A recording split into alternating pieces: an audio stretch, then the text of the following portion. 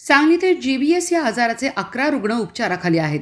या सर्वांची प्रकृती स्थिर आहे. उपचाराखालील रुग्णांमध्ये सांगली जिल्ह्यातील 6 रुग्ण, जिल्ह्याबाहेरील 5 रुग्णांचा समावेश आहे. जिल्ह्याबाहेरील 5 रुग्णांमध्ये कर्नाटकमधील 2 रुग्ण आहेत. राज्यात GBS या आजाराच्या रुग्णांची संख्या मोठ्या प्रमाणात वाढत आहे. त्या तुलनेत सांगलीत या आजाराची साथ आटोक्यात आहे. आठवडाभरात सांगलीत 11 रुग्ण उपचाराखाली आलेत.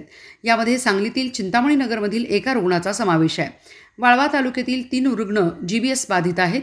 यामध्ये मर्दवाडी, आष्टा आणि सुरुल येथील रुग्णांचा समावेश आहे. विटा येथील 1 आणि नेलकंजी येथील 1 रुग्ण उपचाराखाली आहे.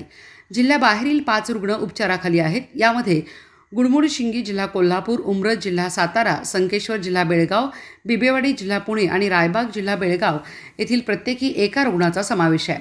या आजाराचे वेळेवर निदान आणि उपचार अतिशय गरजेचे आहे. उपचारानंतर रुग्ण पूर्णपणे बरे होतात. त्यामुळे नागरिकांनी घाबरून न जाता लक्षणे दिसल्यास तातडीने उपचार घ्यावेत, असे आवाहन महापालिकेचे वैद्यकीय आरोग्य अधिकारी डॉ. वैभव पाटील यांनी केले.